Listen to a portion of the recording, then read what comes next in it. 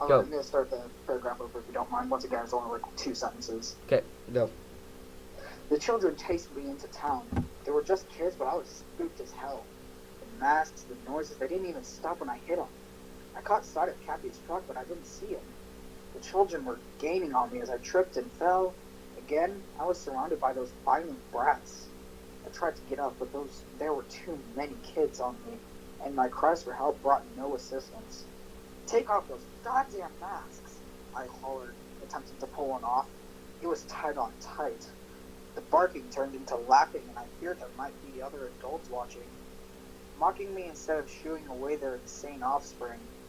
My anger was just reaching its threshold when the children suddenly stopped attacking. They all turned their heads in the same direction and ran off together, howling and cheering joyfully. I stumbled to my feet, inspecting myself for scrapes and bruises. Cappy! I shouted, looking all around. My voice echoed for miles.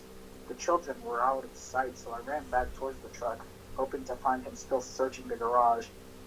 I stopped at the general store first to see if anyone could help us, but no one was inside. They didn't seem to be in business. Shelves were mostly empty and caked with dust. I checked in the back, nobody there. Then I heard some kind of uproar coming from outside. I peered out the window, but didn't see anyone. So I opened the door a little and turned my ear.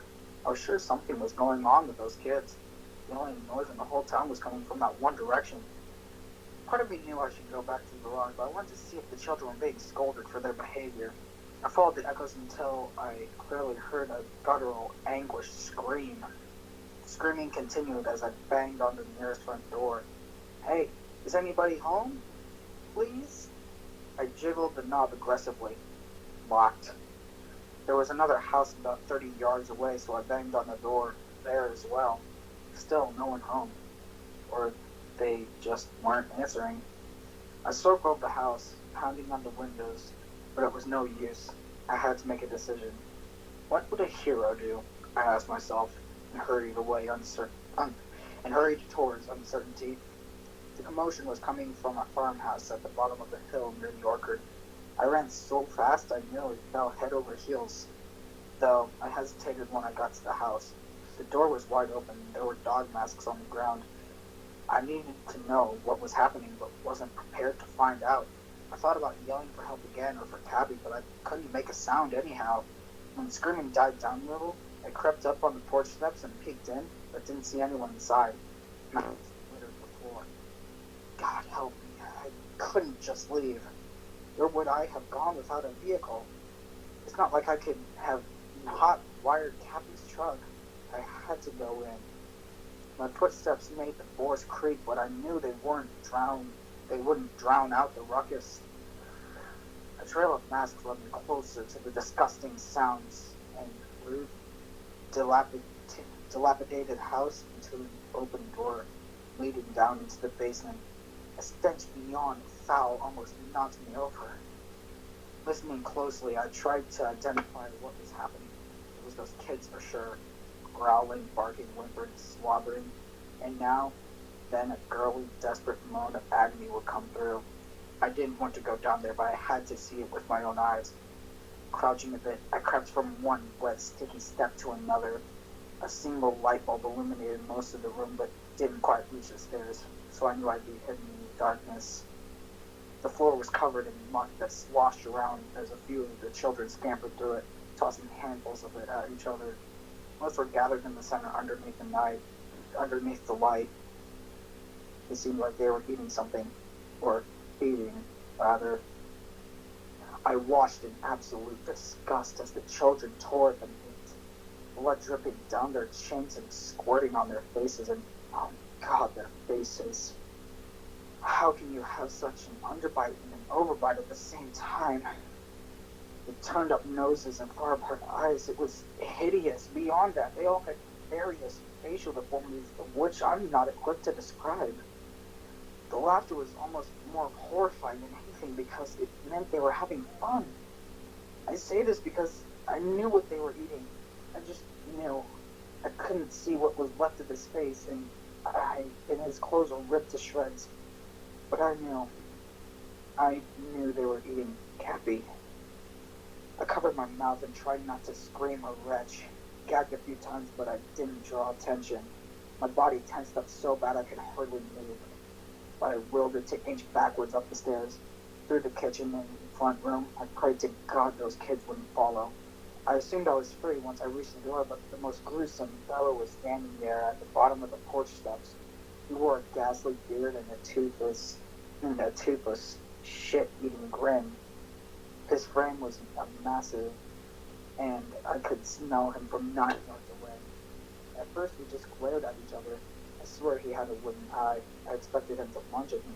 Instead, he pulled out a small whistle from his front pocket of his overalls. He pressed it to his lips and seemed to blow to it, but there was no sound. Sobbing and stumbling, I ran away from the house to the. I ran from house to house, banging on every door. Joyful roars of children were drawing closer and closer, so I took refuge in the store. They raced all around like it was a game of hide and seek while I barricaded myself in the back room, waiting for those monsters to give up the search. The front door rattled a few times, and suddenly I realized I was a sitting duck in there. That big guy broke in.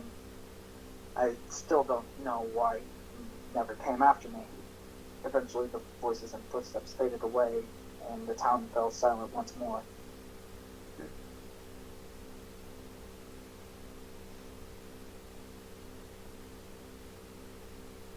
Hold on, I think we lost Colin again. Colin? You're back. Okay. The front door rattled a few times, and I suddenly realized I was a sitting duck in there for that big guy where had broken in. I still don't know why he never came after me. Eventually, the voices and footsteps faded away, and the town fell silent once more. Night came, and the children could be heard howling in the distance. I wondered if they knew where I was and were simply waiting until I came out to terrorize me. I thought of poor Cappy and how delighted he was to help a total stranger. He didn't deserve to die in such a grisly manner. I wanted to find that gas can now more than ever. Not so I could escape, but so I could burn that house down. Hell, I wanted to burn the whole damn town down. The howling had passed, so I snuck out the back door and crawled on my belly to the woods, planning to wait for sunup, then hike to a main road. There were no lights on in the town as I spied from the trees. I worried that the children might go wandering at night, but I'd never find my way in the dark. A single silhouette could just barely seen coming closer, and I could hear the rustling of the weeds. It was one of those savages. I hesitated to run, fearing they'd hear me and alert the others. There were a few rocks of substantial weight near my feet, so I picked one up and held it tight. I listened as the child snatched up an animal that leapt from the bush. As they gnawed at the poor creature, I moved in. They snarled and growled as they ate. Masked and crinkle dead leaves beneath my feet. I held my breath, stepping into arm's length, slowly lifting the rock over my head. Over and over, I bashed that child's head beyond recognition. I never thought I could do that to a child, especially with such abandon. But I didn't do it so much as for my own safety as I did it for Cappy. The sun began to rise. I observed the boy's body, and I saw him laying all limp on the ground, head caved in and bloody. I regretted what I had done. Sure, I wasn't a damn cannibal, but I felt like I'd stooped to their level. I murdered a child, and I can never take that back. Bits of laughter echoed from the town. Startled, I ran off in the wrong direction. Tired and hungry, I trudged through the fields and over hillsides until the sun was directly overhead. Now and then, I'd hear the faint sound of an engine, though I couldn't find a road. The weight of everything that had happened made it difficult to go on, but that weight lifted a bit when a ranch came into view on the horizon. As I approached, the unwelcome sound of children playing echoed across the meadow. A few were galloping here and there, making strange noises. It seemed like normal child behavior, but I noticed they were all wearing horse masks. That's the end. That's the end? Yeah. It just ends there. Yep. Cliffhanger.